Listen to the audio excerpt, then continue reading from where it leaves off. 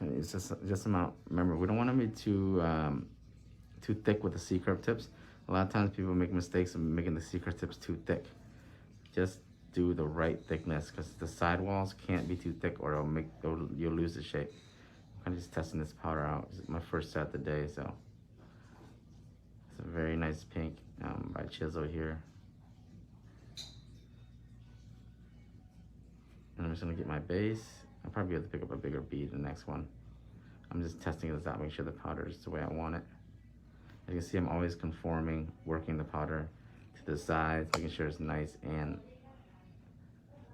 even. I don't want the sides to be too bulky. Once the side gets too bulky, what's gonna happen is that it's gonna lose the shape. It's gonna make it look wide instead of taper. You don't want it wide. Because remember, the tips are curved around the sides here. Like the pink? Is the base coat and the same as primer? No, base coat is not the same as primer. Base coat is not the same as primer. Please, don't make a mistake in that. That's my second bead. I'm using my 14 brush, crimped 14 brush.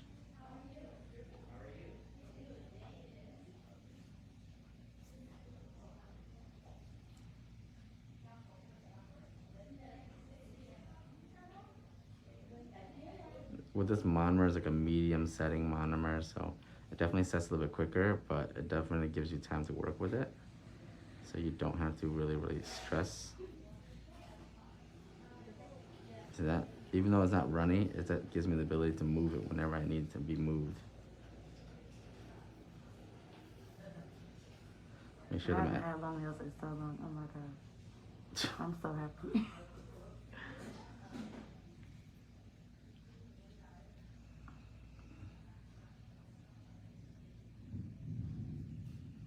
I knew it was about to rain. That's what that noise was. Oh, yeah. I thought someone was moving furniture on the roof. So I'm gonna put a little bit of apex here. Give myself a little bit of structure.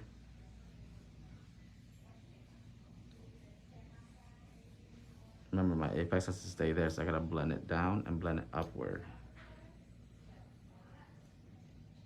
Nudge it up and blend it. Of course, I can make any smooth adjustments later with my drill bit and my hand filer. Right now, I'm just trying to build a little bit of foundation there. I don't want it too thin because, like I said,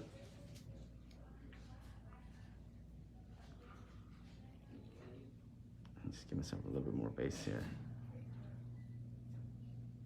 It's a little bit warm in my studio, so the powder's drying a little bit quicker, but that's fine. I just make my adjustment. So generally, this is gonna be my form, my sides. My base later on when I drill, but this is gonna be nice and smooth.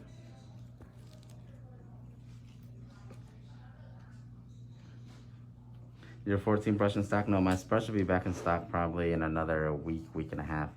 It's on its way. It's in the shaping process. So it's not back in stock yet, unfortunately, guys. Give it 3-second rule. 1, 2, 3. Place the powder.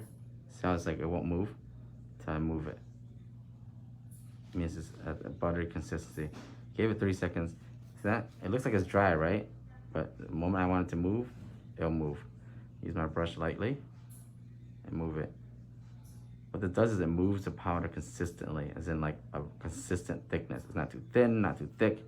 It's moving very consistent. That's what I like. I don't want to have it uneven.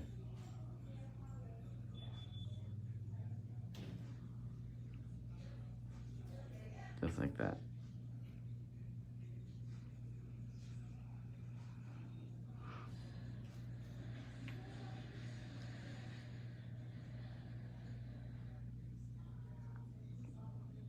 One, 2, 3.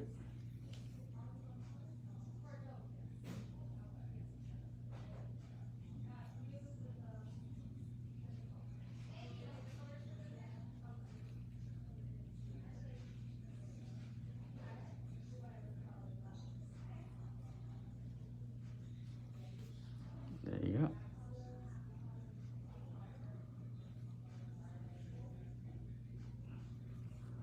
You see that? Ooh. Don't really need that big of an apex. Just gotta get just enough, okay? Make sure it's distributed evenly. But that's a 2 bead process. Very nice and smooth. The shape is there. We're gonna stay with that. Appreciate you guys hit that share button. This pink color is Chisel 172, solid 172.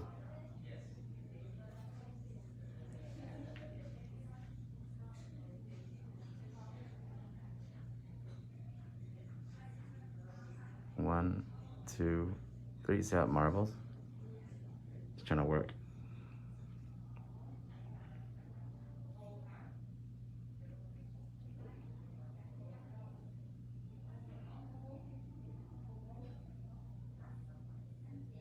Just like that.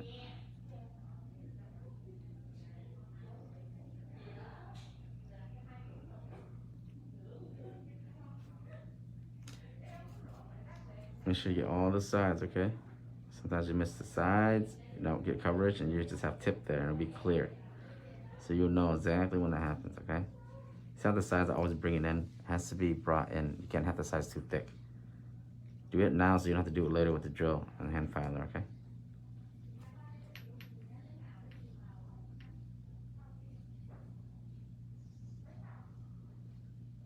One, two, three.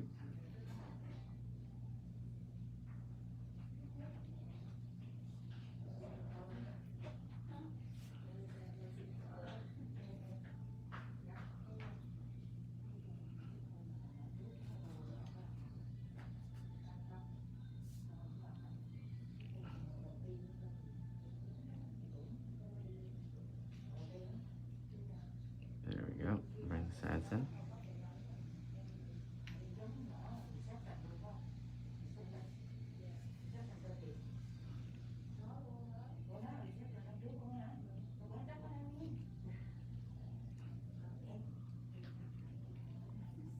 There you go. Nice, consistent, even application. Gives me a lot of easy work later, guys.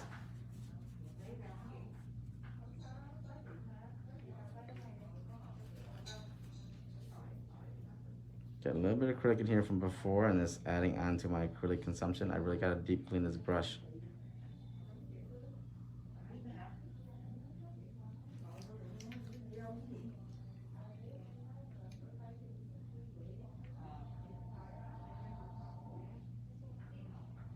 So after this, I'm gonna actually deep clean this brush right here.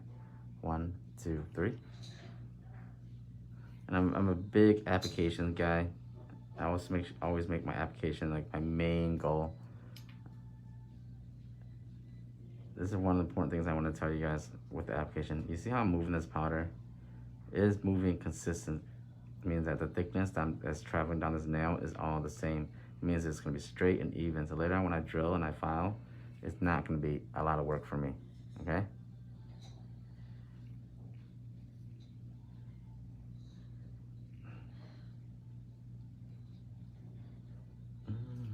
Just like that.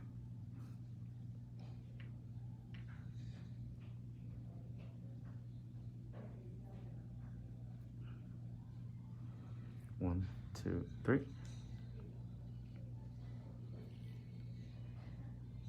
Nudge it up.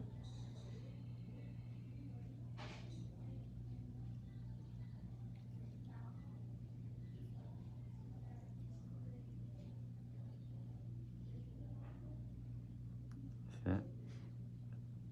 And use your whole brush. Utilize your whole brush, okay?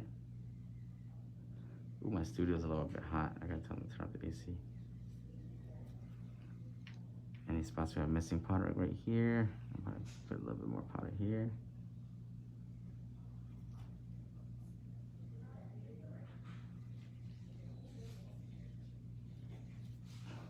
Thế bật AC lên thì em có nó nóng quá. No, it's too hot. The other side. There we go. This gives me the ability, I'm gonna hand file later. Whenever I do long nails like this, I always hand file.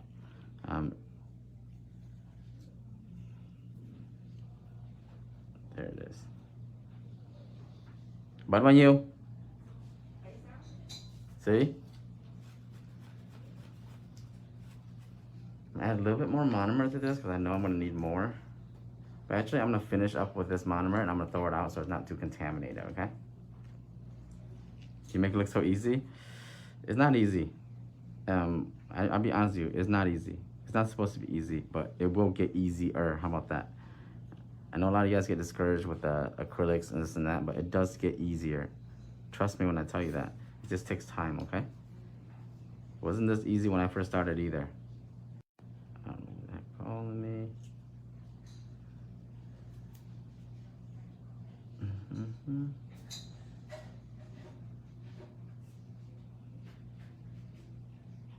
There you go.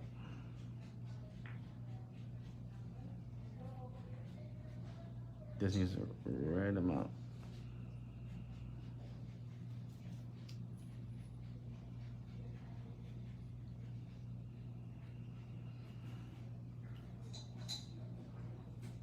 And there we are. See that? Now we just do the next part. When I'm done this hand, I'm gonna just switch out my monomer real quick. For this hand, I'm gonna do 3 beads because this is such a bigger finger. And make sure I get my cuticles nice and flush. For my second bead, connect it with my first bead, and then I'm gonna add my apex bead next. It just gives me a little bit more time to work with. It's such a big finger that I don't wanna really risk the powder drying up on me. Plus I'm at the end of my liquid here and I don't have enough liquid to get that nice big clean bead. So this is my apex bead. I'll be placing it right here.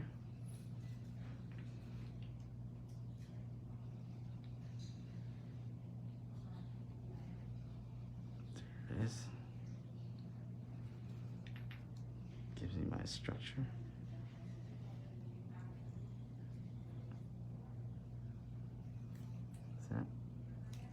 Don't need that big of an apex.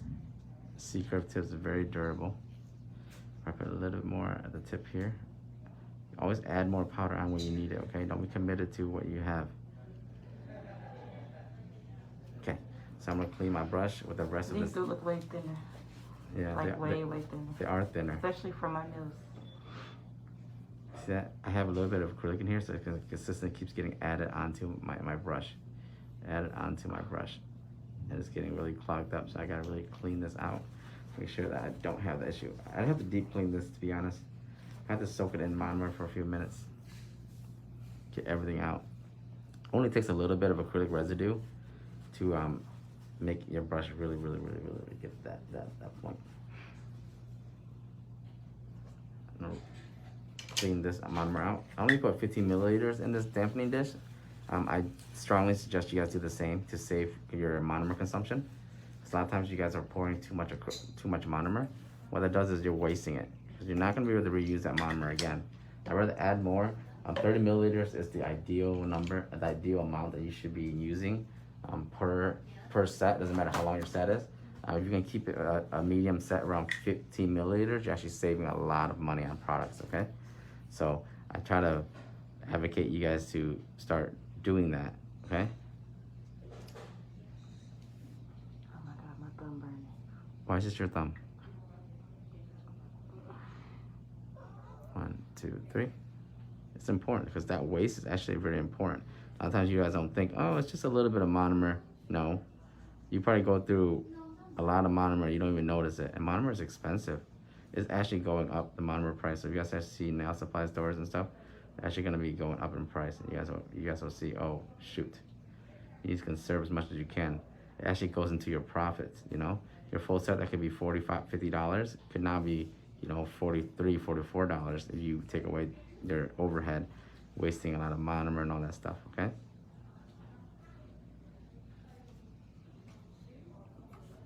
Well, thank you, Joelle Pine, for the stars. So much. I can't wait to feel so far away. Monomer art brush back in stock probably this month, for sure. It's just, you know, I have to wait for them to ship it. And then plus, even the acrylic brush, when they come back in stock, I have to crimp them before I send them out. I do crimp my acrylic brushes personally, and just a forewarning, acrylic brush price will be going up because Kolinsky price has gone up, and you know, my overhead is higher. So I hope you guys understand, but still my brushes are actually price very affordable compared to other brands that you guys are buying. So yes, I am small business, not like those big brands, so I can't afford to. Well, actually, I'm charging cheaper, so I can't really say that, but they'll be going up by a few dollars based on the demand of Kolinsky right now. And my brushes are guaranteed to be Kolinsky quality brushes, so even some people have had my brushes for almost a year. My very first brushes. As long as you take good care of it, I guarantee you they'll last you, okay? I rarely change out brushes, maybe once every month and a half.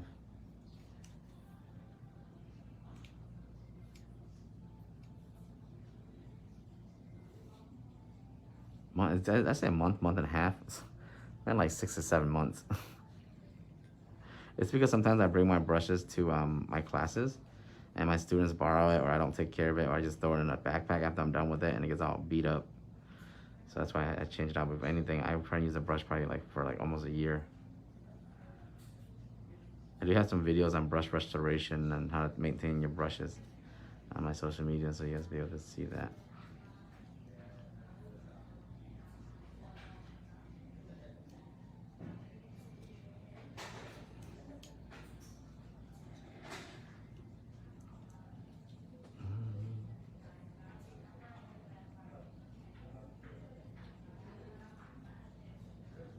There you go. Really get that thickness down nice and even. I'm always worried, when the C-curve says, I'm always worried about the sidewalls. That's the most important. Monomer liquid gold, thank you. You getting your brush this time? I'm so sorry. You know, the last time that I'm actually that I actually had my brush back in stock, I was really surprised that all 500 brushes were sold out in 2 hours. I really didn't expect that, to be honest with you. That's why I'm really sorry for people that missed it, because it was just like I put it up, hey, back in stock, and all of a sudden I know we're within an hour and a half, 2 hours. My team was at the warehouse like, hey, you need to announce that they're sold out. We're out. So like they got such an influx in orders that they got scared. They didn't want to oversell, so we had to put them out of stock. It was crazy. I was in the middle of teaching my Orlando private class too, which reminds me, there's 1 seat left in my Orlando private class if anybody wants it. This June 7th and 8th. Also, Denver, Vegas, and San Jose, California West Coast tour is open for enrollment. You guys can DM for any more information, okay? And I'll be with Voltino and Vina for Denver and San Jose, okay?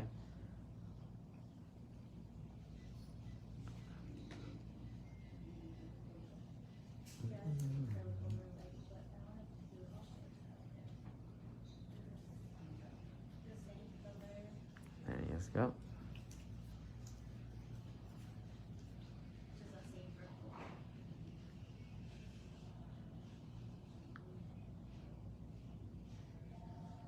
This pink's actually really nice. It's a good cover. I always like using cover pinks like this, or nudes, or milky whites.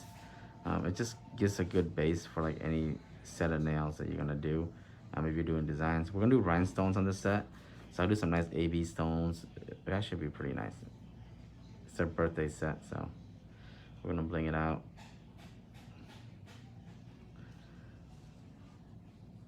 I literally mentioned I haven't done stones in a while, and the last couple of sets have been stones.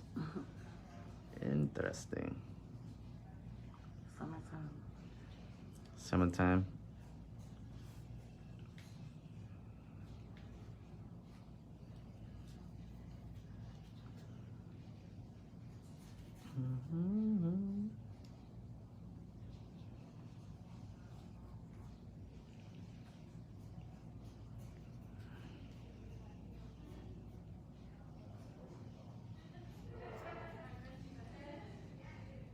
There you go. And I don't mind doing 3 beads if I have to, depending on my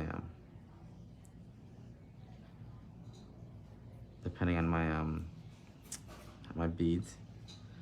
I'm gonna try to use this monomer to finish off this last 2 fingers for it has my mom's.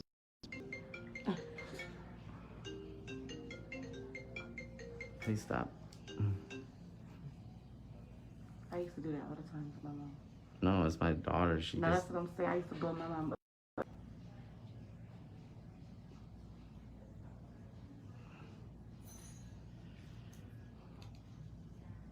I would even call the work phone. Huh? I would call her job and ask them to put her on the phone. Oh, yeah. I know they used to be like, what the hell? Oh my god, I still remember calling my mom's work. And ask the dumbest question. Like, can I go outside? I finished my homework. Yeah. Can you help me with my math homework? Oh, the stones? I use rhinestone glue or I use a builder gel. Just to place the stones, but I use other methods to actually set the stones. Ah. Even this brush had a little bit of acrylic in it. Dang. I really gotta clean all my brushes now. Yep, a deep cleaning is gonna be in session soon.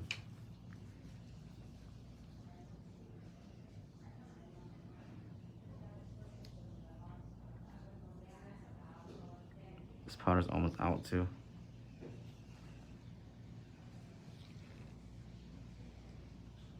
Two more fingers, this powder will be almost out. 1, 2, and 3. I give it 3 seconds, give time for the powder to marble, which means that it'll let me know, hey, I'm gonna be runny, hey, I'm gonna be dry, and that's when you know. You don't wanna just go straight from powder liquid onto the nail. Then what is gonna happen is gonna either have a lot of bleeding, flooding all over the nail, or the powder's gonna be too dry, and it's gonna be stuck on the nail and it's gonna be bulky. So you kind of preemptively figure that out first.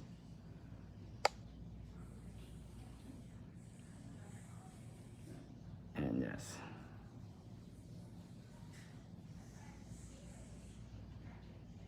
Before you place the powder, the bead onto your nail. So I'm probably gonna possibly be able to finish up this last couple beads here with this monomer, even though it's getting a little low here.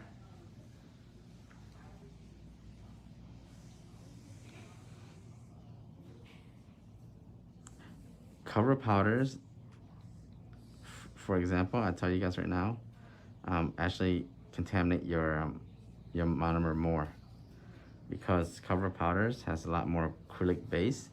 The reason why they call them cover powder is that the acrylic mixture is really high, and it just gives a little bit of pigment to give you a cover. So cover powders like this are actually like clear acrylic, just with a little bit of pink, or a little bit of nude, or off-white to make that milky white look, and that's why they call it cover powder. And the more acrylic that's in the powder, the more it's going to contaminate your monomer or your brush. So that's how that works. So a lot of times you guys are using like really high pigmented colors, and you're realizing, oh, these pigments are actually not really affecting my brush or that much. It's because there's not a lot of acrylic in there, because the really pigmented colors have a lot of pigment, and pigment doesn't really get stuck onto acrylic, onto your brush. It's the acrylic that does. So that's how you guys, for a lot of you guys are wondering why sometimes you use pigmented colors is a little different than when you use acrylic, clear acrylic. Clear acrylic is the worst. Clear acrylic is 100% acrylic, so that's gonna get stuck on your brush a lot if you don't take care of it. I always, whenever I use clear acrylic, or whenever I'm finished using clear acrylic for encapsulation or so, I always make sure that I clean it really well. Because most of the time my brush is gonna be clogged with a lot of acrylic. Oof, it's gonna be a stretch here to finish this last bit with this monomer. I'm sorry. Usually I'll pick up a big bead, but I don't have enough monomer, so I'm gonna do 3 beads. 1 foundation, 1 base, and 1 apex. It's weird seeing me pick up small ass beads like this. Especially with my, what I'm gonna do is I'm probably gonna get, when my 16s, when my brush come back in stock, I'm gonna try going back to then using the 16. 16 is like my go-to for these long sets. Put a little bit more powder here. Just not enough base. The monomer is contaminated, so I'm running low. But I'm not gonna pour fresh monomer and waste it. I'm gonna make it work till my next set. I might have to pour just a tiny bit more monomer. Maybe not. Base of the nail. Remember to flush your cuticle, guys, It's important to make sure that it gets up right next to the cuticle. You see that? It saves me time later on to do my cuticle work. Do that now. Get that powder right up to the cuticle. Don't flood it. Don't leave it too bulky around the cuticle area. You don't need it there, okay? You just need the powder to be right up to it. Then it saves you time to drill later. Yeah, I have to put a little more monomer. Don't even have enough monomer. It's okay. I have to clean my brush anyways with something, so.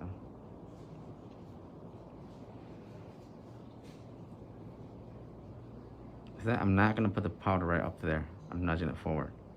So I don't want to create a huge bulk of piece of powder there. You have more control when you nudge the powder forward. Clean the side walls. See that? Nudging forward. So it kind of slopes outward to my apex. So I don't have that big bulge right there. See? And I'm finished. Saves me time. I don't have to drill later. I'm really gonna have to clean this really well. I'm actually gonna do is I'm actually gonna get my other monomer jar out. I'm actually gonna soak these brushes in some monomer for a little long time.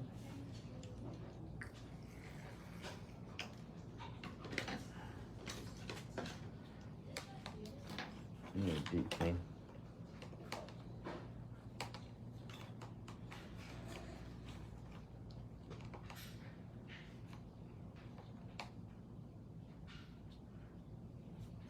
Okay, so I'm gonna throw the rest of this monomer out. I'm gonna go right into shaping and hand filing. I really don't have to shape that much. You guys already know how I do my shaping. Very quick and easy, painless also. Use a 100 grit. Generally, my shape should be already there because of my application. So I'm just gonna go back in. And this one's a little worn out. There you go.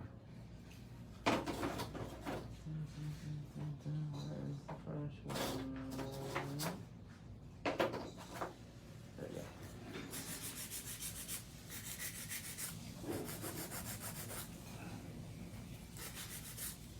Get my nice and crisp. Generally, this takes about 15 to 20 seconds. You don't want to overdo it because the more you shape, the worse the shape gets. So I'm happy with that. Let's just stay with that.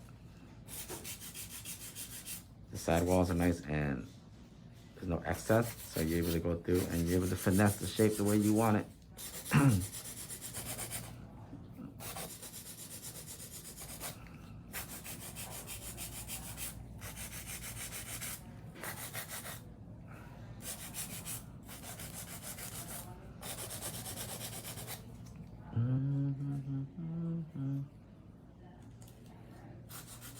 Just like that.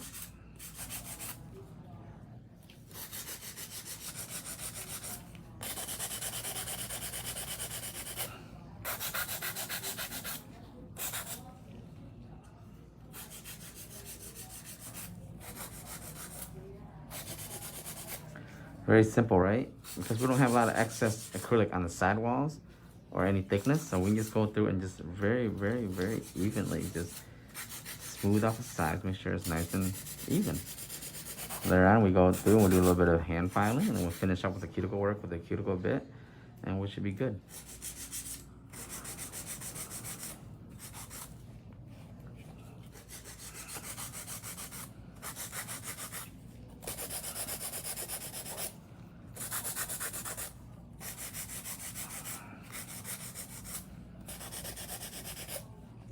Like that.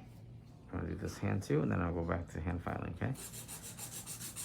So I know like I spent a lot of time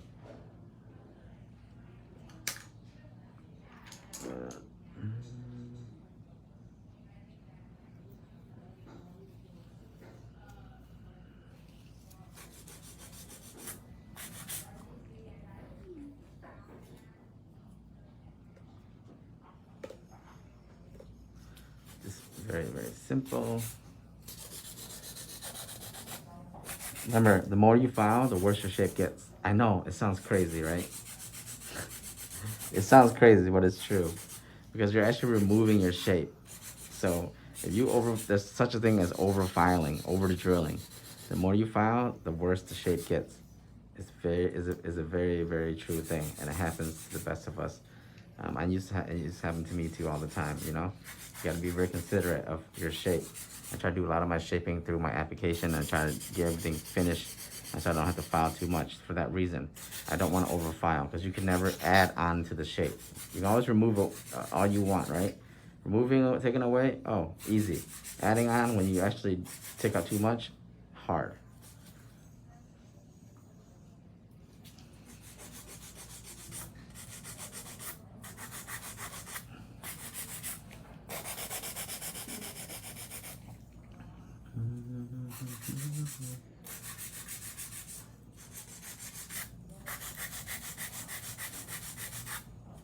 There you go.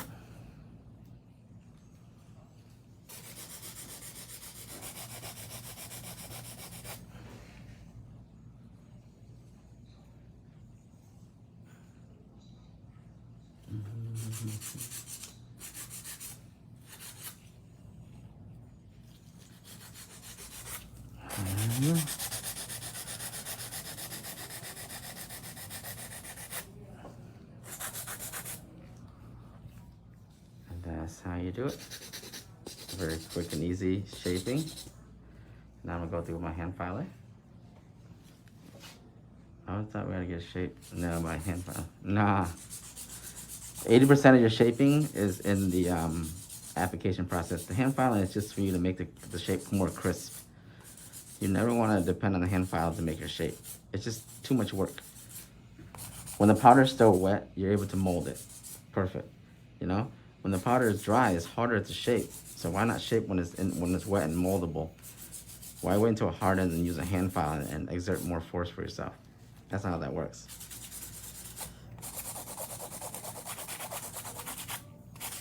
This gives them the ability to go through with a hand filer and actually hand file. The top, smooth it out. See? Smooth everything out, because all I need to do later is go through my cuticle work. This gives them the ability to use majority of this emery board. It is a little bit longer, so the nail, so I'm able to just utilize it. See?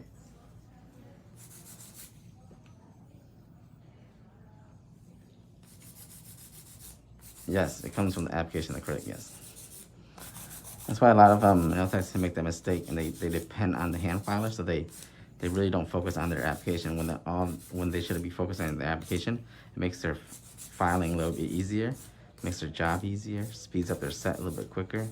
It's crazy, I guarantee you.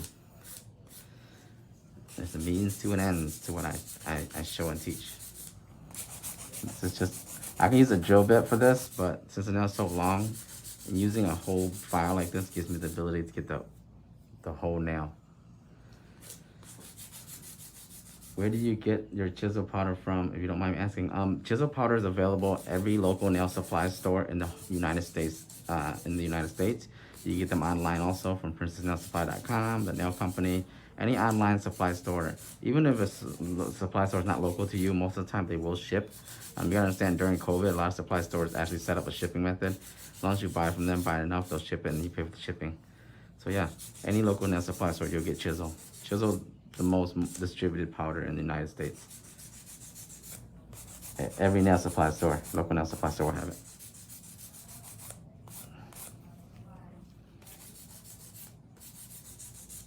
I get mine straight from David Huang, the CEO, because they sponsor me. But my classes, they send me stuff to demo, so I don't buy from the nail supply store, but I know that they're everywhere.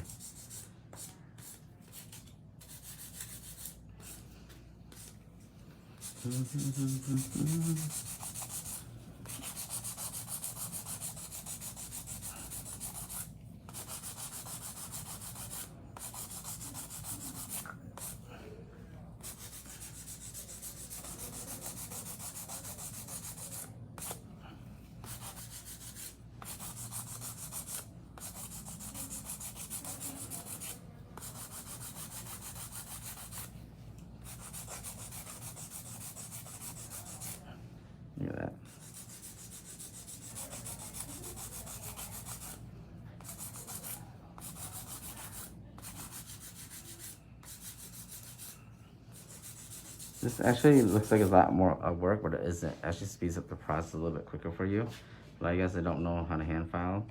Hand file actually is very effective for the long nails. I haven't seen Chills at my local nail supply store, and I only seen it at one salon. I really want to get some. Where do you live, Passionate? Every local nail supply store to have it. You should check, ask them. Ask them. You can get them online, princessnailsupply.com.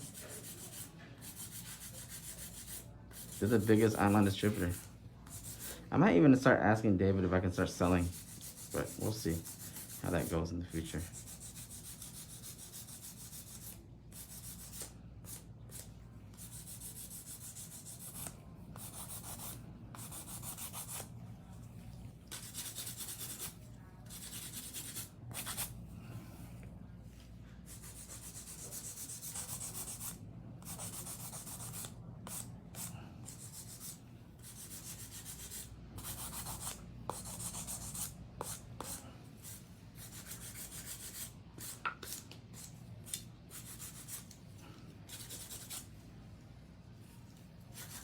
It's important to get nice and even sides. Because when these are straight tips, guys, we have to build foundation. It's not like the natural tips. It does take a little bit more work, but when you're doing an XL, almost a full tip length tip, full length tip with C curve, you have to put in some kind of work.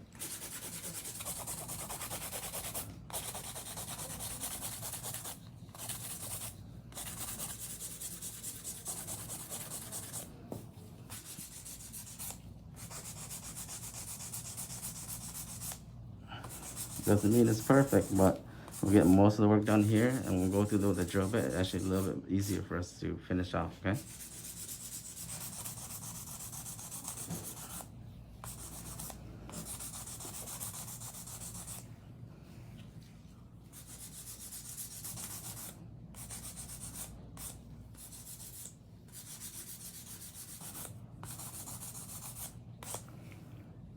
Let's go. Look at that. You can't go wrong with that, guys. The structure. That's why the application is so smooth that I'm able to do this really quick, you know? Probably 5 to 10 minutes per hand. I think it's a good sacrifice. The smoother your application, the easier it is for you to do this part. And I recommend using a nice and 100 grit when you're doing this. You don't want to use too gritty of a grit. And there you guys go.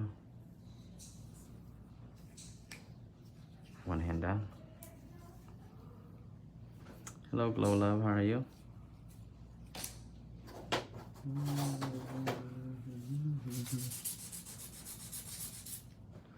You should sell because it's closer to me than going to Chinatown. Going down in Colonial Mills is not Chinatown. That's Viet Town. I don't think we have a Chinatown in Orlando. There's actually nail supply stores that are closer than going down there. You can go down to actually never mind. Where you're living is probably far regardless.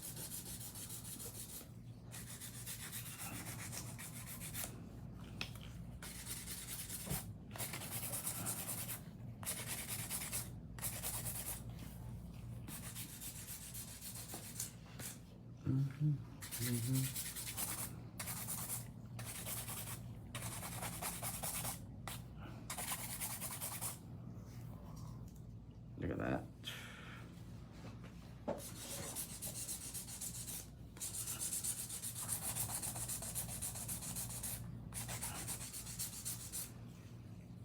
Oh, you missed my class in Philly? Yeah. I was in Philly. Philly class actually I really like Philly. I just not enough market there. I mean, when I come back to West Coast for my classes, I probably head up Chicago. I'm probably gonna do the Carolinas at some point, but that'll be only a private class though, which is me. Do the Carolinas, Atlanta for sure, Chicago, Houston, Texas. That would be definitely another spot to be hit.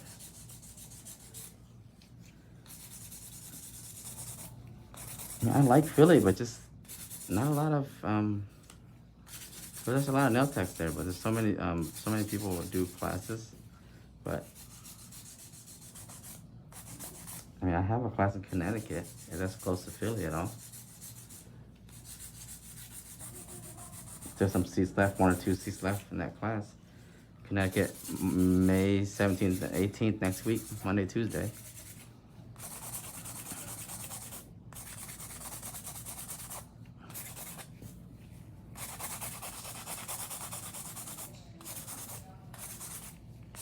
You be gone.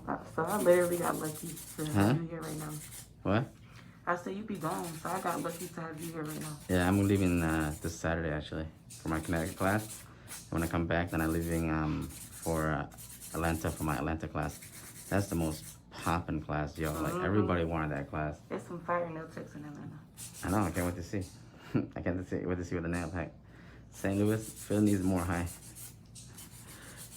You know, actually, when I was in Philly, I saw a lot of students are actually pretty much there. But there's something about Philly, though. I think it's like someone already has been there. I say I promise I'll go to every state, but I already stopped by Philly, so we had a lot of opportunities for people to go to Philly.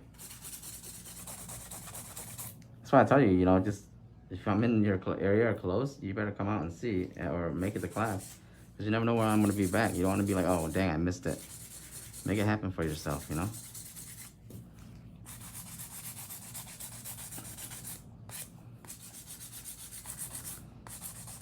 See, I'm moving it in a circular motion. I'm not leaving this one for too long. Because you're going to eat into it at an angle, okay? What would you say is best for shaping, e-file or hand file? I say acrylic brush. My shaping, I shape with my acrylic brush when I do my application. I don't use the hand file or the e-file to shape. I use it to make my shape more crisp, but the majority of my shaping comes from my application. That's just my style and how I teach now, so.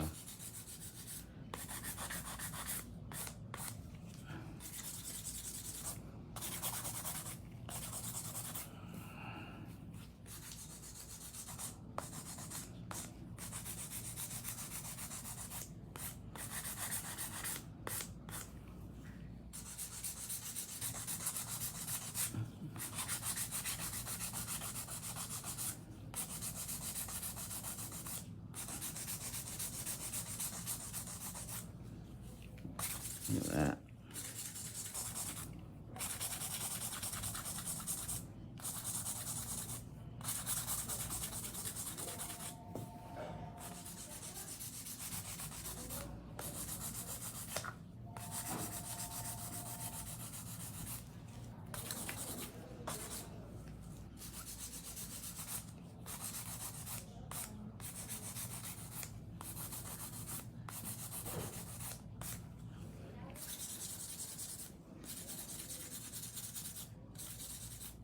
We'll be finished here, and we're gonna do cuticle work, and then we're done. We're just gonna go to buffing and have her wash her hands, and we're gonna do some stone work. This is a very nice cover powder for her.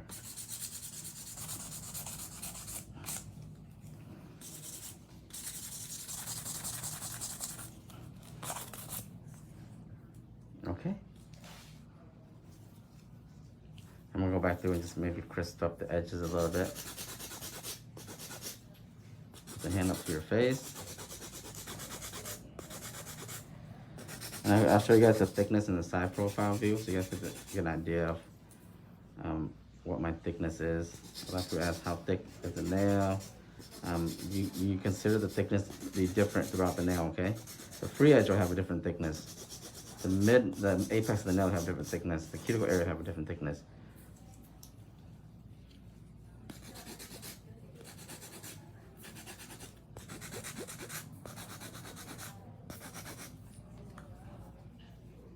This is the free edge thickness, about 1 credit card and a half thickness. And this is the side profile view. Apex to everything.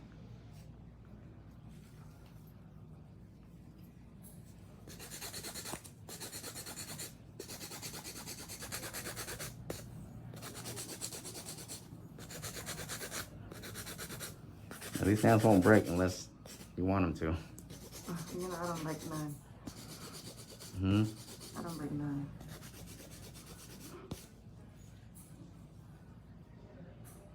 Look at that, so beautiful. So now, oh my God, these fell out.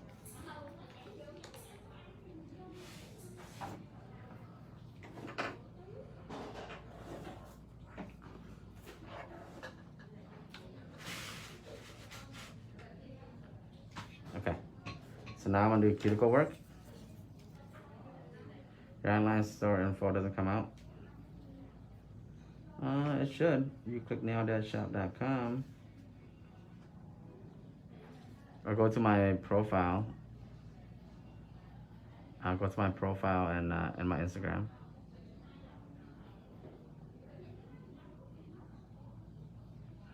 Yeah, nail-shop. You click the link, it actually comes up. Maybe you're pressing it wrong or something.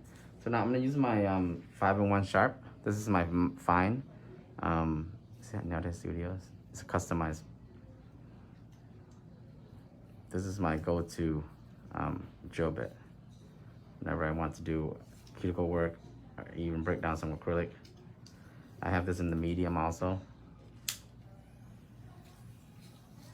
And this is, no matter what I can't do certain things with the hand filer. Just go around this cuticle area, flush and clean it out like that. See that?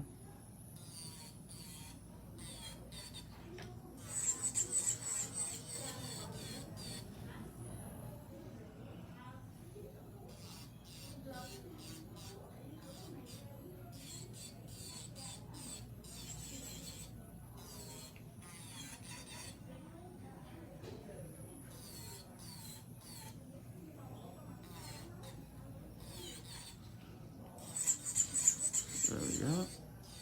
Drill. And this is already smooth. I'm just gonna go through and just smooth it out, get rid of the scratch marks. But what I'm gonna do is my main focus here is I wanna be able to get my cuticle areas flush. A lot of times you guys have your cuticle areas too bulky. I can see it from the side view. There's a big bump. And then you're like, oh, why when I polish, this is a big bump on my nail. That's why. Because you guys have left too much powder in this area, so it'll make it a lot more harder for you guys to work, okay? Please understand. Everything is done in my application. My ability to work like this, how quick I'm doing this, is because my application is very, very good. I have to go through and just clean up. Not drilling, I'm cleaning up, make sure everything's nice and crisp.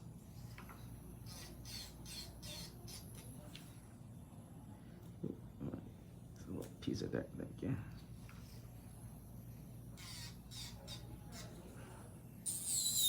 I can use my drill to actually take out some excess here. Make sure it's nice and clean, the cuticle. Not over drilling, lightly. Then we'll have ourselves a nice nail, just like that. See? C curved, but not too thick. The shape, crisp. Oops, sorry. Okay, guys, that's from my hand filing, and I just barely did any drilling, so definitely speeds up the process. This is very important so I don't have any lifts. This is where the lifts come from, this cuticle work right here. Get nice and clear on the cuticle area. Make sure you don't overdo it. This is how I'm gonna be tilting my drill bit.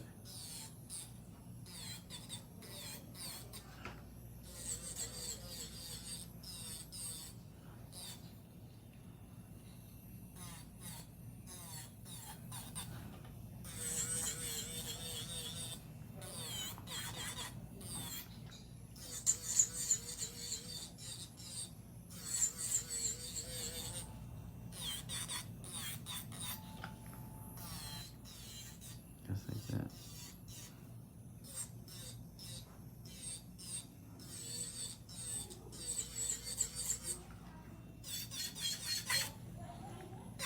But because I hand file earlier, all I gotta do is run my drill bit through and look, it cleans up, make it nice and smooth.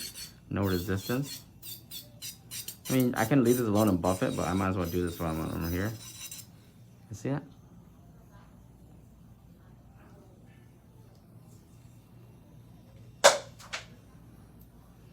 Last time I got my nails done, Nail Tech told me told me she wasn't going to do, and I wanted because it's hard. You would tell me stuff. It was hard, and then begin to tell me I can get my stuff. No, let's do this.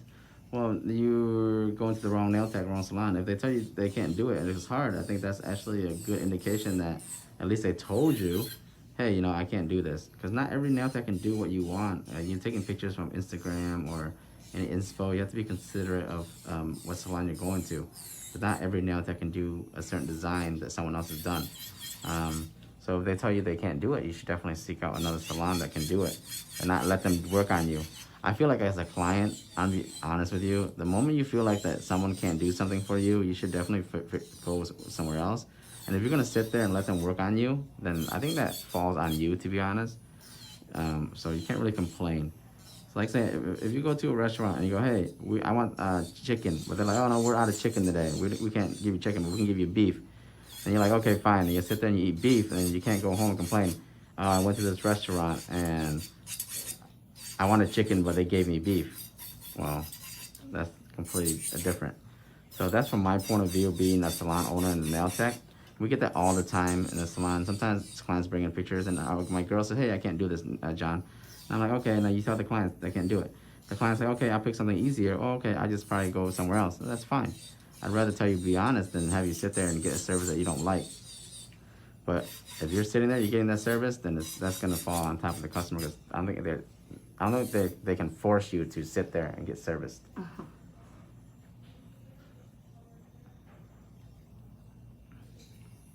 At the end of the day, it's up to you. So whenever I see clients that post nails on the internet, and they're like, you know, I hate these nails, da da da. I'm like, dang, you sat there for an hour and a half, 2 hours, let them do it? I wouldn't. And then they'll say, oh, I'm not confrontational, that's why I didn't say anything. If you're not confrontational, then you would just take the L and not post it on the internet. Posting on the internet for millions to see, possibly, is being confrontational, okay? People say that all the time. I'm saying, oh, and people ask, hey, why do you sit there and let them do it if you don't like it? Oh, I'm not confrontational, so I just sat there and I was really quiet. Well, I mean, that's great and all, but if you're not confrontational and you want to sit there and be quiet the whole time, then you're going to have to deal with the nails, even if they look ugly. Don't post it on the internet and try to get people to come together and hate on the nails. That's what I don't get. Anytime I go get something done, if I don't like something, either I shut up and I'll take the loss for it, or I say something.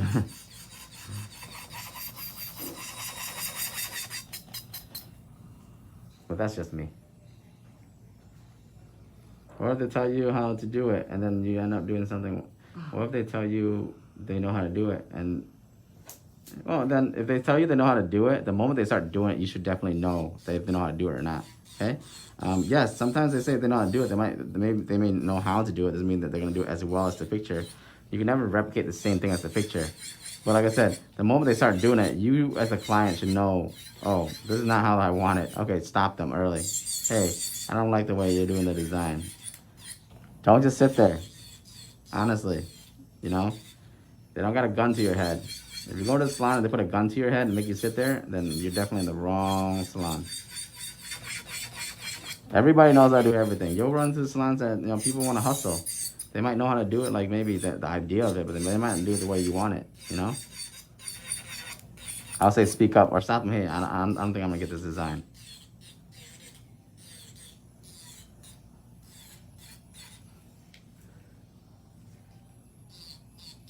Even like my clients here, like that, I tell all my girls, if you don't know how to do something, don't do it. Because if the clients complain, someone does it, they're going to take the whole turn. That's why all the girls here, they know better. They're not going to try to wing anything, because if the client just complains and I give that person and someone else has to fix it, they're going to lose that whole turn. And they're not going to risk that just for, you know, that measly bit.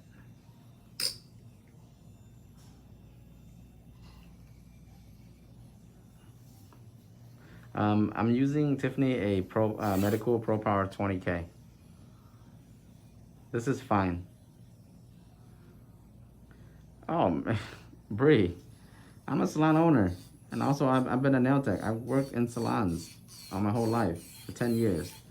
I deal with a lot of customers, you know. I know, like, it's not always the tech's fault. Sometimes the customers, they gotta speak up. We should normalize being able to speak up in nail salons.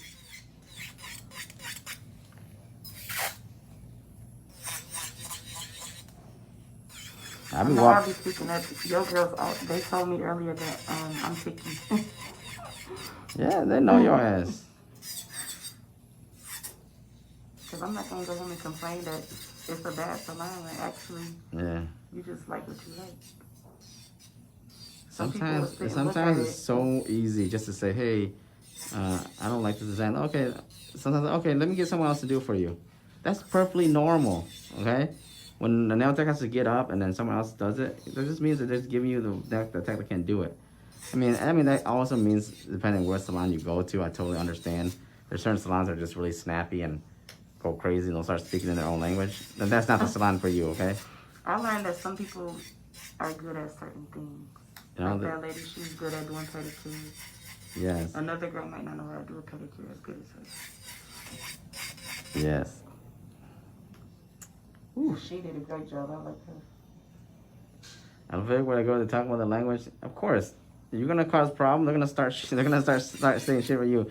You think whenever I go to a Puerto Rican barbershop and they're speaking Spanish, I don't know they're not talking about me sometimes? Of course they are. I mean, most of the time nowadays they don't even talk about you. That's like back in the day, mom and pop shops. Most big salons now, they're really just, it's easy for them to say certain words and certain sayings, or just like say things in the language rather than in English. Maybe the English not as strong. Maybe they have conversational English to be able to talk to clients, but not really to like, hey, can you get me something? Hey, you know. But generally, my girls in my salon all speak English, and I don't let them speak their own language unless they're in their break room. So people get that mistaken idea. But if you're gonna come into the salon and cause drama or any problems, yeah, they'll look upset, but that's not your problem. You're the client. They can talk shit all they want and look upset all they want, as long as you get what you want. That's the end of the day. And that's why a lot of salons need to really understand that. At the end of the day, like, no one cares if you're upset as a nail tech. You're getting paid, so you better do the job. If you can't do it, tell them. And if you're a client and you don't like something, say something. Don't wait until she's done putting on top coat and then tell her that you don't like the design and you want to remove. Because damn, why I'll be freaking talking about you in my language if that was the case. Like, you let me do all this shit. You let me do all this shit, then now you're gonna say that? No. There are clients that are like that. They'll like look at the color and you're like, hey, you like the color? Yeah. Put the top on. You think we can change the color? Son of a bitch. Yes, we can. Now I have to drill all that shit off. The client's not always right. I'm telling you, there's some clients that are just nightmares, okay? If a lot of you guys are becoming nail techs in the future, you'll run into them. You'll know what the hell I'm talking about. There's so many people that are like, you know, never been a nail tech, but now they've been like getting nails done all their life. Now they're a nail tech, they understand what we go through sometimes. Certain times you get them horror story clients, man.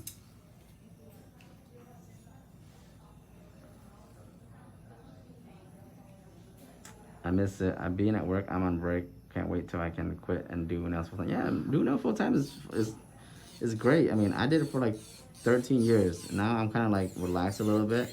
I have, you know, my teaching, my products, and, you know, my public speaking gigs for the nails. I'm moving a little different into the different nail industry. Us as clients, we're paying for the nail salon bills by taking care of us. You're actually not paying the salon's bills. You're actually paying for a service. You guys are mistaken about something as clients, okay? You're not paying for it. You're not like your money is like the same thing as any other people's money. When you're a client, you're coming in. You're paying for a service to be tendered, and your service should be tendered correctly. I do agree with that. But some clients, they feel like their money is worth so much more. Like, you know, you come in and you say you want something, and we're gonna be trading. I'm not saying you specifically, but there are clients that come in, they feel like, here, I have money. I want something done. You better do it. That mentality, that energy, to start off is not how that works. You know, we're in 2021.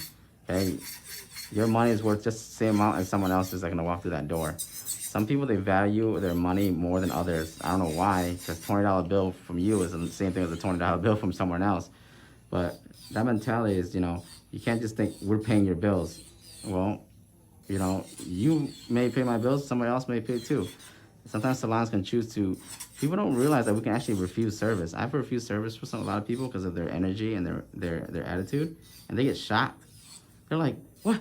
You're a nail salon? Don't you want money?" I'm like, "Yeah, of course I want money, not to the point where I'm gonna, you know, lower my standards and let you disrespect my nail techs. No, that's not how that works. This is 2021. Money speaks, but us as nail techs, we're human beings too. So I'm not gonna let my nail tech be treated like shit over a couple, like, you know, over money. That, you can put that on my gravestone.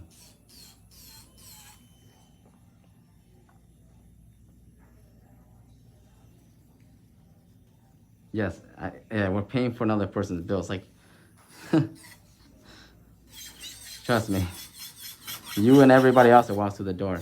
But come on, like, when I speak like this, I'm not really hating on the client. I just want to make sure that everybody has an understanding from client and from tech. For nail techs, you got to understand too.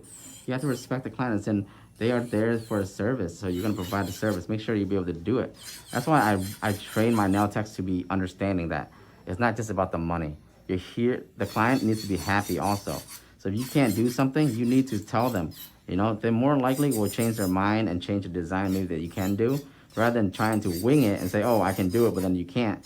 To make them upset. For me as a client, I'd be upset too if I ask for chicken and all of a sudden you say, "Oh yeah, we got it," and then you bring out like beef. Oh, this is kind of like chicken. No, you know, that's upsetting. You should have told me you didn't have chicken, then I would, you know, I would opt for something else. But that's why I tell my techs, you know, don't, you know, put yourself in that situation where the client's gonna be unhappy like that. And majority of the time, you know, my salon, it works good, but I'm not gonna speak for every nail salon out there. Of course, you got different nail salons, different owners, but hopefully, you know, that understanding becomes normalized, and you know, we all, as a community, even techs and clients, will get along better, so we don't have the issue where you feel like you're being talked about. But you know, that's just one of those stereotypes and one of those issues in the nail industry that takes time. The newer generation of nail techs are going to be the ones that are going to be changing that. You know, nothing happens overnight.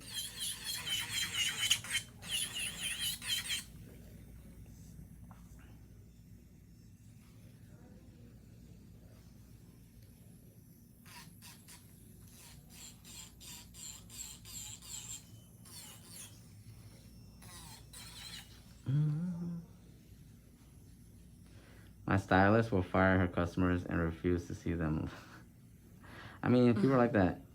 I might miss your answer. Do you ship UK? I don't ship to UK, unfortunately. It's international shipping. It's tough.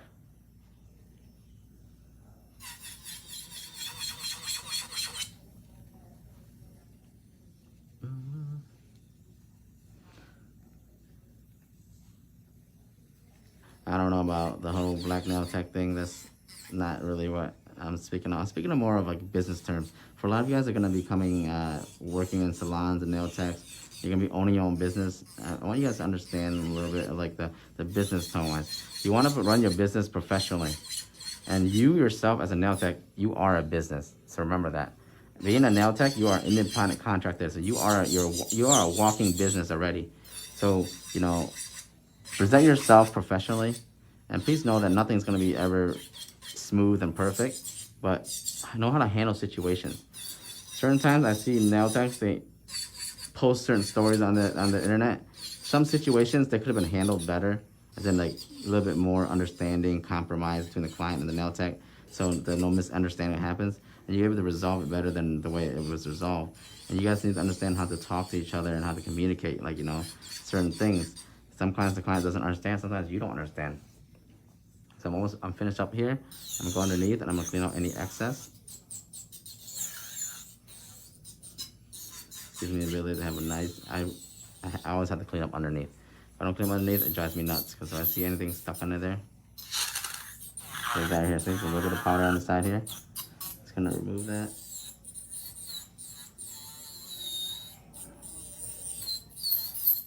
smooth that out.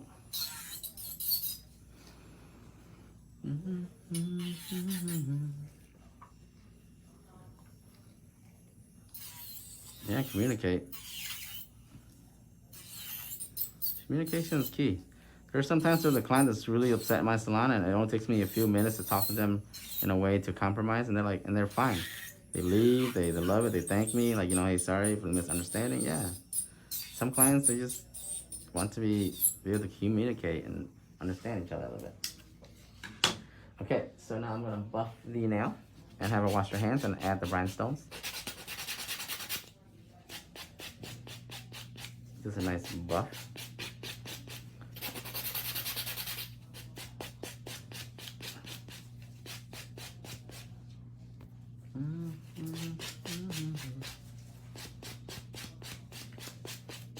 That's why a lot of times I want you guys to actually work in nail salons as nail techs that are licensed, so you guys can get that experience working with different type of clients, walk-in clients, and working with the team. Completely different. You guys will actually enjoy it. I really think you will. Yes. Yes.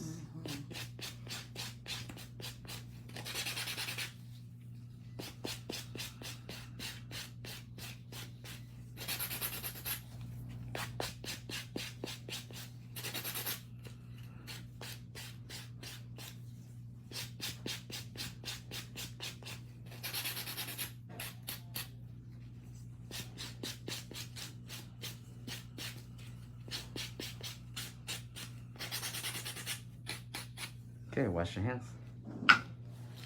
So I'm gonna put them like this. I'm gonna change my glove. These gloves, I love them, but Jesus. I've had these brushes soaked for the last maybe 15-20 minutes in monomer here, just so I can do a quick cleaning. I guess during this time I'll show you guys how I do a quick cleaning here.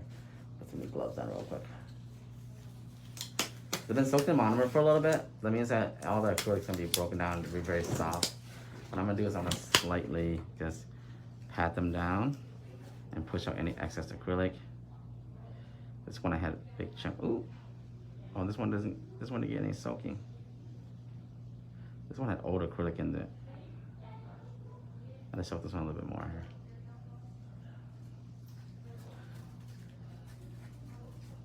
When you feather through your acrylic brush, if you feel that stickiness, as in like, see how the bristles aren't stuck together? That means that the brush is free. Whenever you check for acrylic, you want to just go like this, okay? Feather in, don't pull, okay? This one should be able to be nice and clean now. Anytime, a lot of times acrylic is stuck right in here, this area right here, and you don't see it, then it'll attach more and more acrylic to it. But this one definitely fully soaked and all the acrylic's out. The other one wasn't in too well, so I'm gonna sit that one a little bit longer. This one's good. I'm gonna reform this and have it set. And it'll be nice. And this one I'm gonna set a little bit longer. So we are doing rhinestones. Ice me out. Ice her out, she says.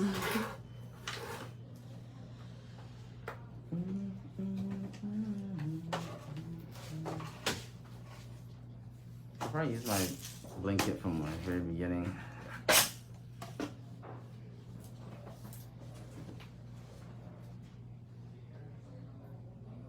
Where's the builder gel?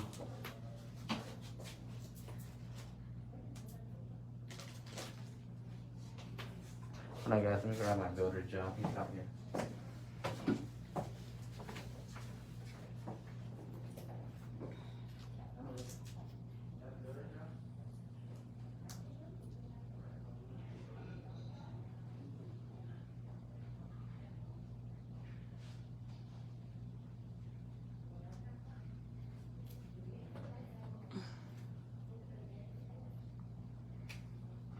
Yeah.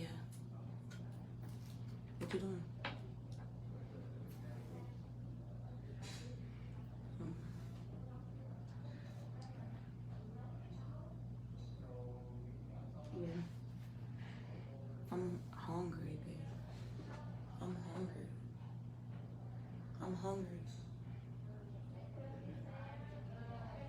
I'm still at the no show.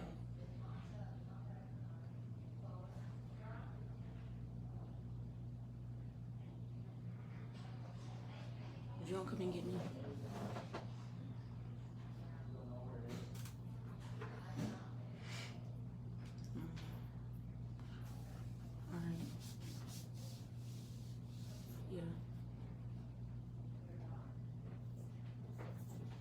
Alrighty.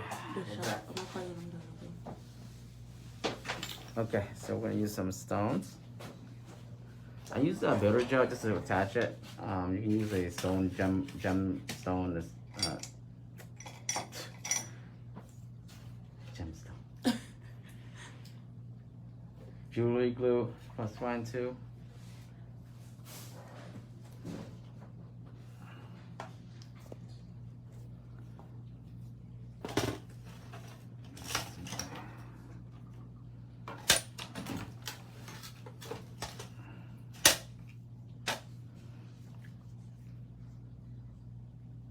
This gives me the ability to attach stones and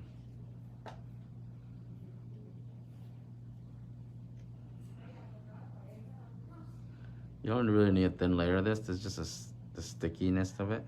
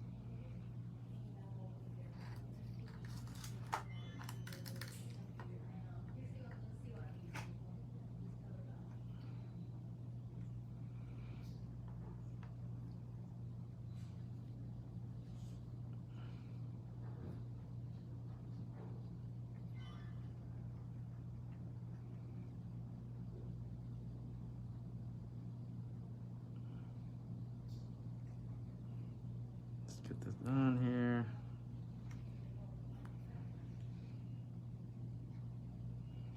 I'm gonna fill the rest of this up with actually something else.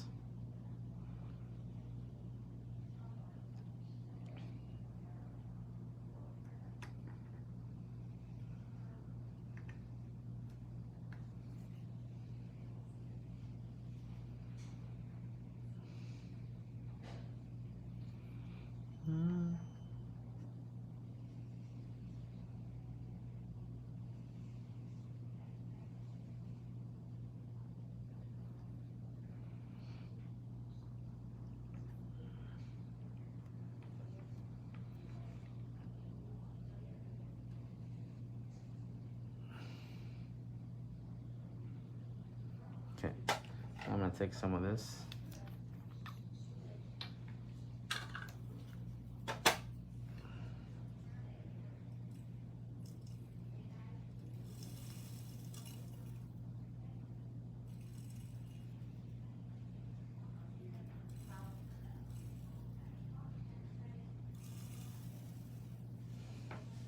I did that wrong.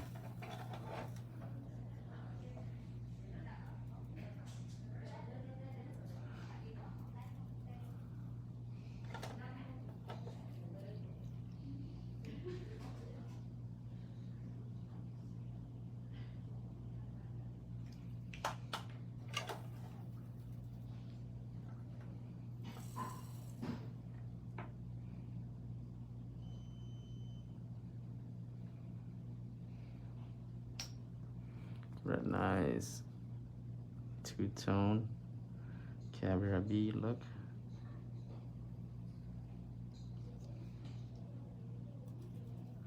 Don't want anything sticking up, so I'm gonna press down as much as I can. Get nice and layered. And there you go. Oops, sorry. I'm gonna go cure with that.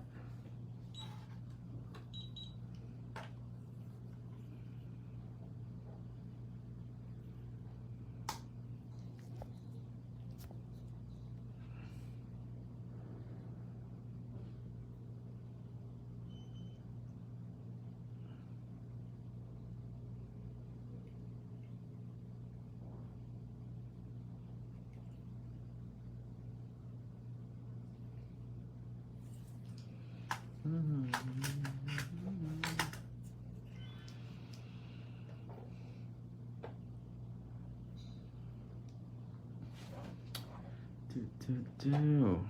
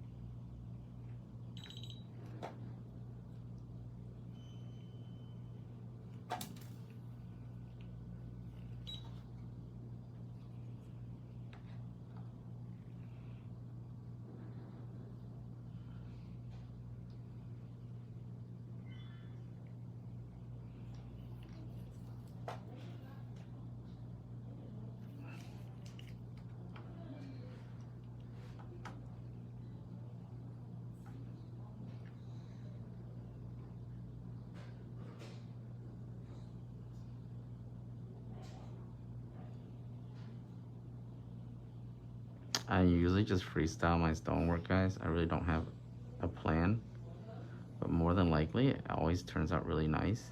So, blessed with that ability.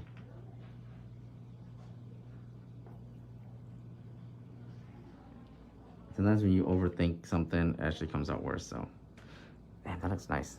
Fuck me.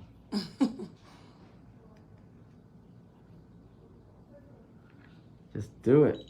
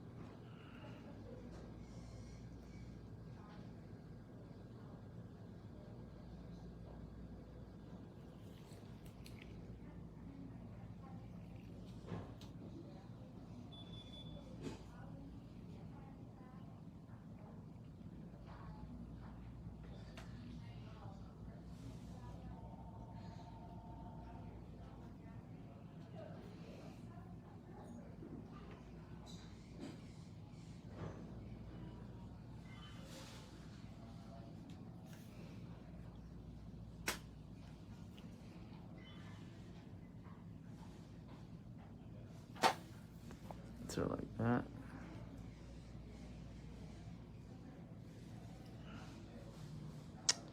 And I wonder if I'm gonna be able to get my hands on quality stones like this again. After Swarovski is taken away. They got taken away. They're not selling to nail techs anymore. Why? I don't know. But I'm gonna get my supplier to stock up on stones beforehand. Wow, that's crazy. That'd be crazy.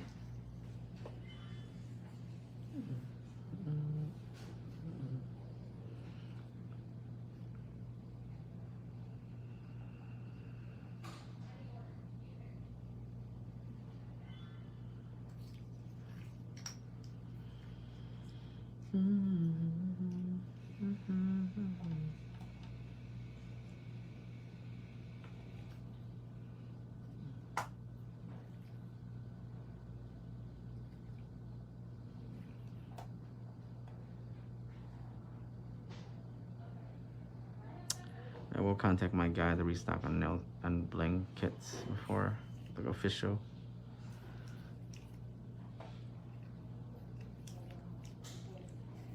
My person, he has connections.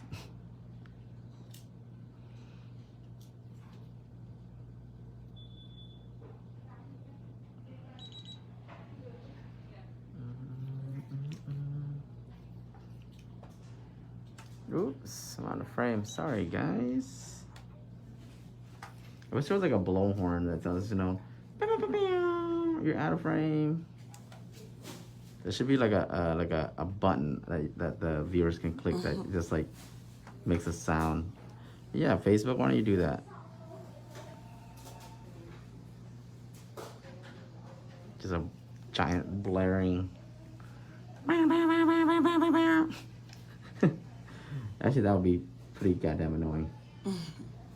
That's actually not a good idea. I would People not. would do it on purpose. Yeah, I would not want. Maybe they have to be able to. Maybe they have to pay for it or something.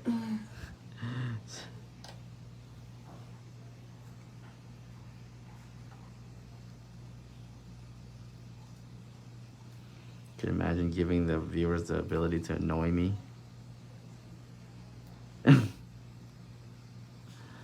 This, when I'm doing line work, they're gonna just play that. Right. They're just gonna blast that sound. Ooh, child, I would die.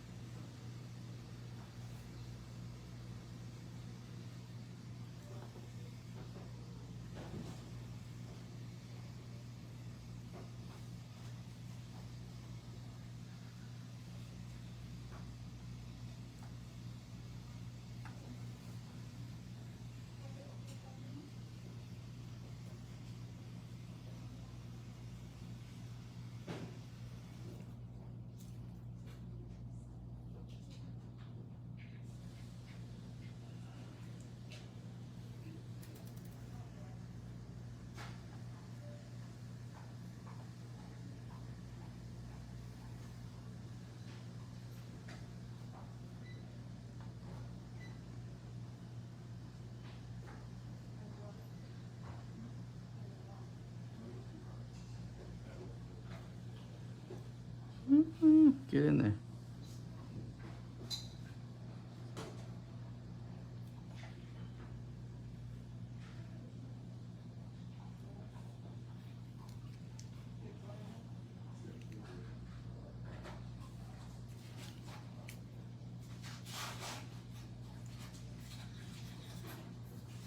Like you got some silver ones. Hmm? You got some silver ones. Who? The little bead thing. I have some silver ones? Yeah. Remember you always do the gold one. Yeah, gold doesn't go really well with this Yeah, pink. I like the silver ones. That look like cute. Gold ones when I use red, when I use on red and black.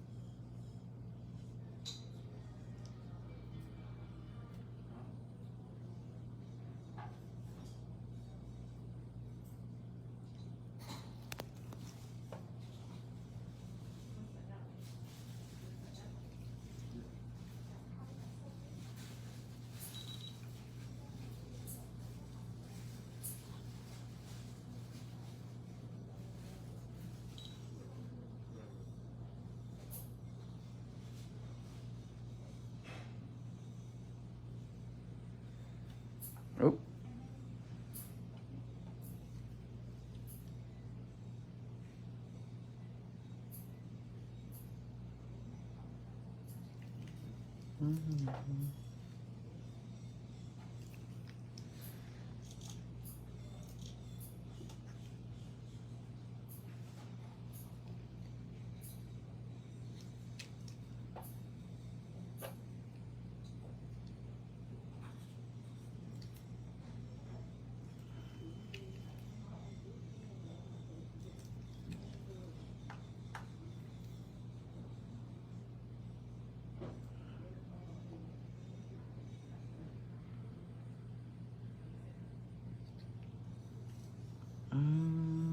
Is it too much? Never enough. No. Never enough stones. Never. She said never.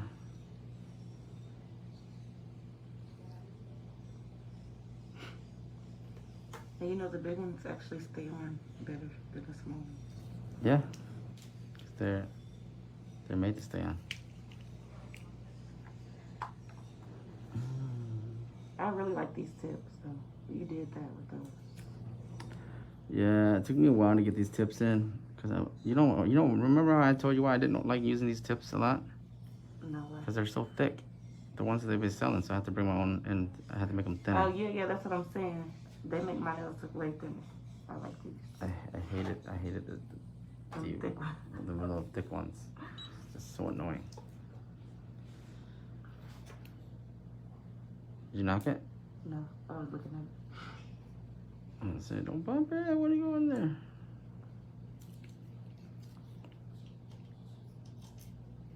It's her birthday nails, guys, so I'm gonna bling her out a little bit.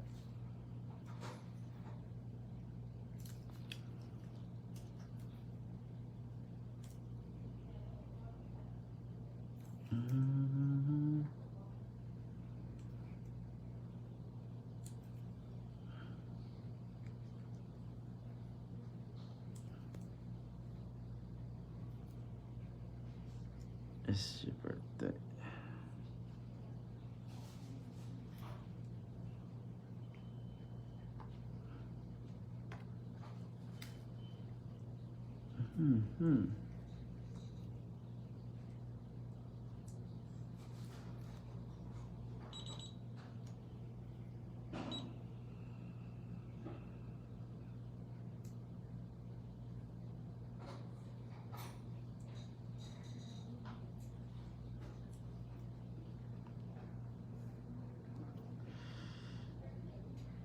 I like using the bitter gel instead of glue because it doesn't set. It only sets whenever I cure it. So it gives me actually more time to work with the stones compared to if I were to use a builder. Everything would just be boom, boom, boom, set in stone, and I don't like that because I can't make adjustments or to say if the stones move.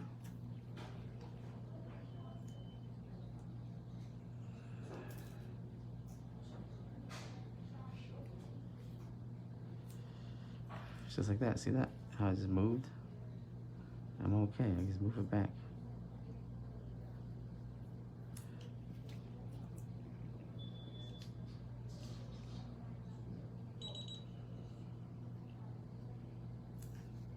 These are called bullion beads or caviar beads. Those silver ones. You can find them on Amazon. Fairly cheap. Nothing special, okay?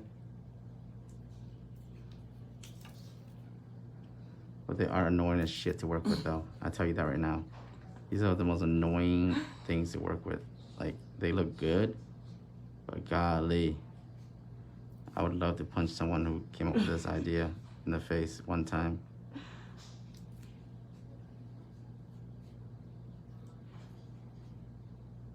Worth it? Yes. Annoying? Also yes. See that? You really have this is if you have a patience problem, this will definitely test your patience.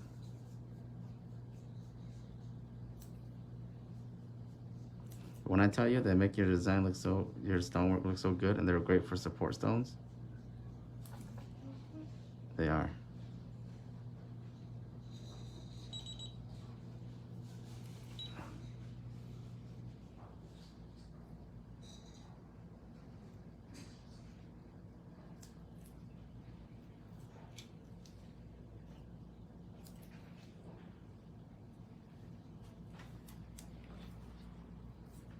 They're like, yep, you know it.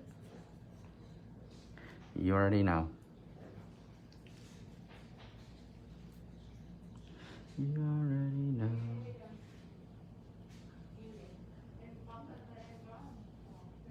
I like doing different designs on each hand. I don't like to really keep the same thing. You guys notice? This is my thing. This is my thing. I don't like the same same stonework in every hand.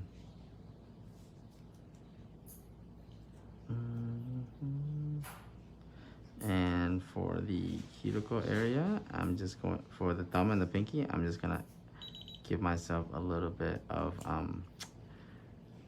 stones around the edges. And I'll tie everything in at cuticle stones, actually, not cute around the edges. Why do I say that?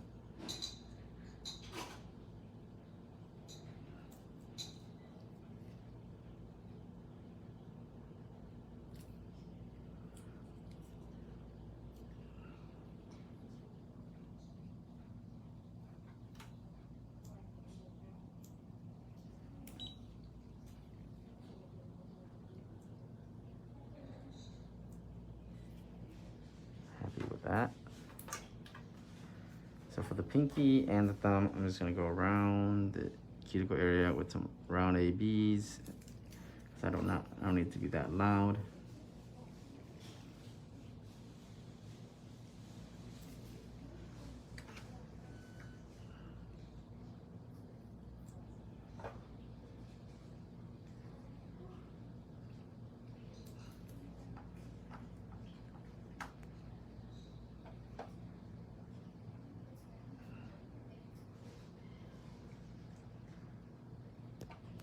Just like that.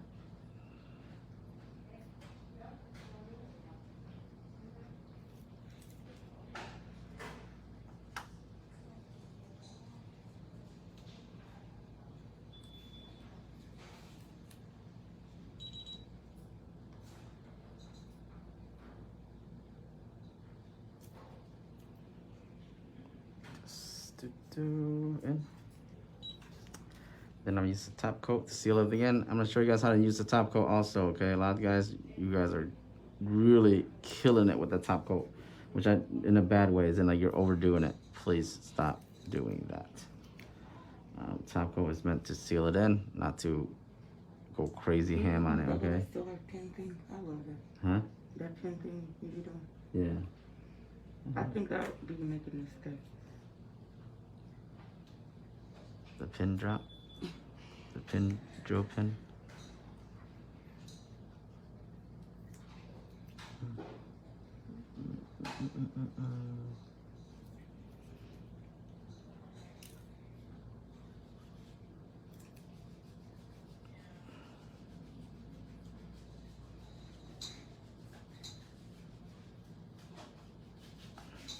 Oops, out of frame again.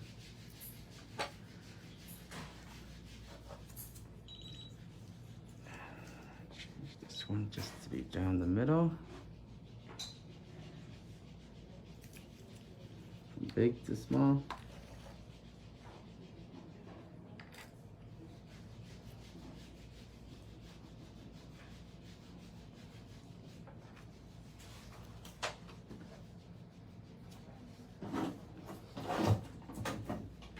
Bigger cells. This one bigger.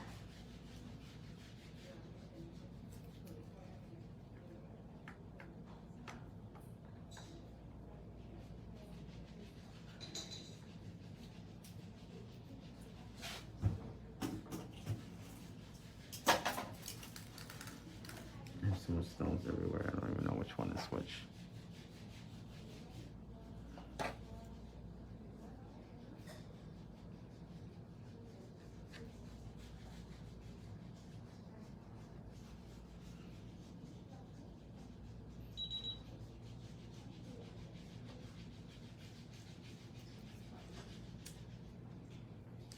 I should probably do around the cuticle area too. It didn't look right. Your thumb is too big for that design. Right, them 3 little diamonds. The 3 little diamonds want to do nothing.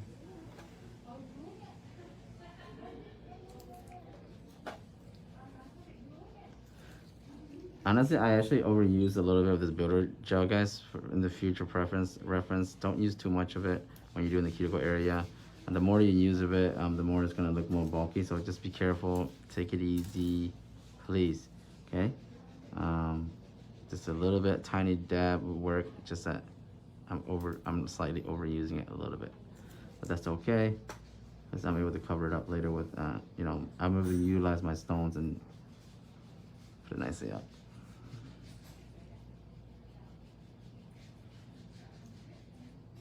Move this one over here. Okay. This cures and it'll secure the stone in place. It doesn't mean your stone's gonna stay in place, okay? Whenever I do cuticle stones, I always put it as close to the cuticle as possible. A lot of times I see you guys using this, doing this cuticle area. You guys are putting too far out. There's a big gap between the stones and the cuticle area. You don't want that. Please don't do that. Don't do it to me.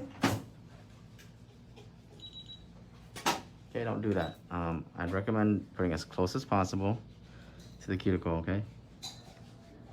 That's actually the proper way to do it. A lot of guys, you guys are putting it way too low. You know what I'm talking about. If it's you, right there, see, all the way up to the cuticle. Don't put it too low.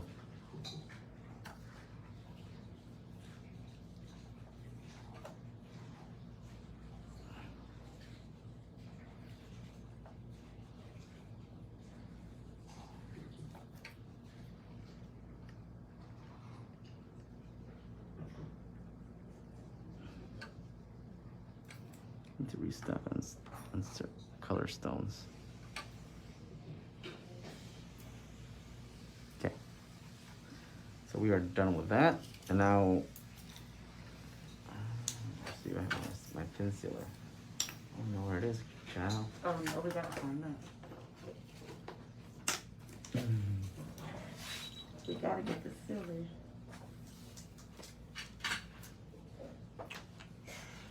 Remove my. Hold on, let me find that real quick.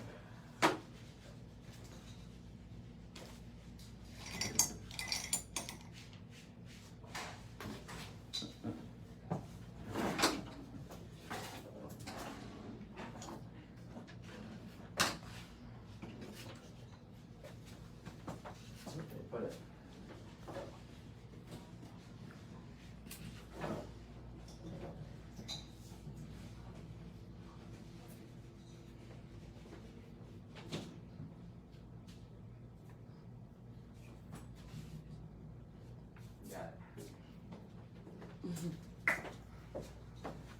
So the Seal and Vic stones, you can need one of these. You can get them on Amazon. Maybe my store still has some, but they're just little tiny pin sealers. You're going to go into the stone area. Any little crack and crevices, you can squeeze a little bit. And this is for when you're doing big stones. And you have little cracks that you can't get the top coat into. Generally, these right here, little cracks in between. Remember to squeeze a little bit of gel and it fills in those spots, like right here. And what it does is it holds the stones together and doesn't leave any open area for anything to get caught on. You can use this anywhere, pretty much like I'm gonna put it right here. Let's squeeze it a little bit. You just gotta squeeze a little bit. It's a little bit of a gel that cures. Even in here, these little cracks, nooks and crannies that you can't get the top coat into, and you'll be able to put him in, cure. And it comes in a tiny little pin area right here. Make sure you put this back on really nice so it doesn't get sealed up. Then of course I'm gonna hit it with my top coat. This is probably one of the best top coat out there right now. So if you guys haven't tried it yet, go ahead and try it. Switch. And the pin seal only takes a couple seconds to get through. But let's see the top coat. Hit this right now. This top coat is a medium consistency.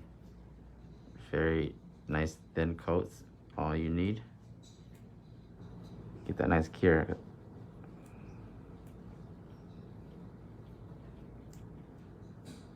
See how shiny it is already? A very thin coat. You don't need a lot of top coat. Thin coat of top coat is all you need when it comes to top coating, okay?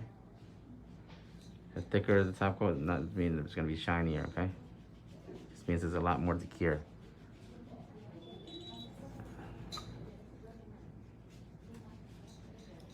And you don't want to paint over the stones. Don't do that. A lot of times you guys do that. It takes away from the shine, okay? The stones have like cuts in them. And you put the top coat on, the top coat removes the cut from them, okay?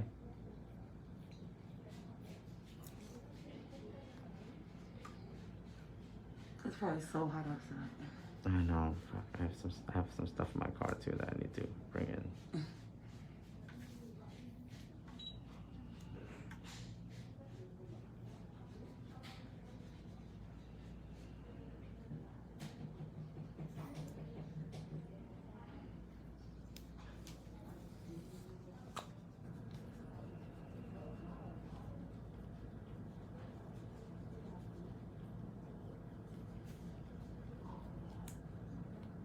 There you go. I'm not too worried about this top coat moving around either because it's a nice medium consistency. It's gonna stay a nice thin coat. It also comes in matte. So it's not gonna coagulate down to here in the end. If you feel that, you have to wipe it. This now, we're gonna go through and just add a little bit like that.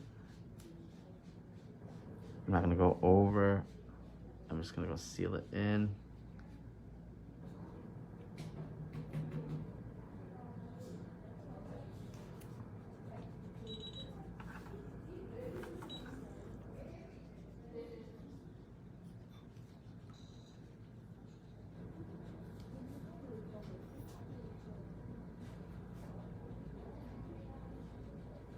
Thin coats, very thin coats, guys.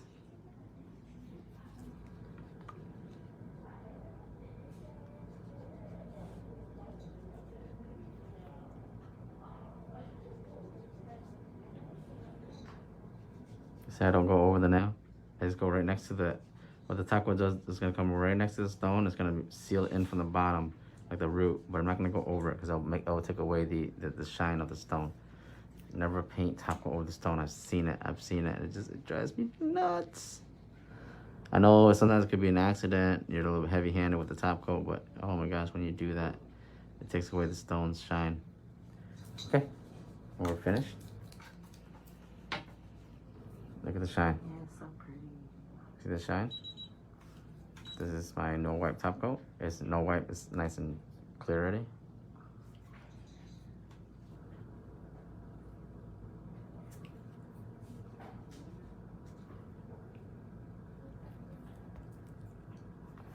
Let's go. Hit it with some cuticle oil.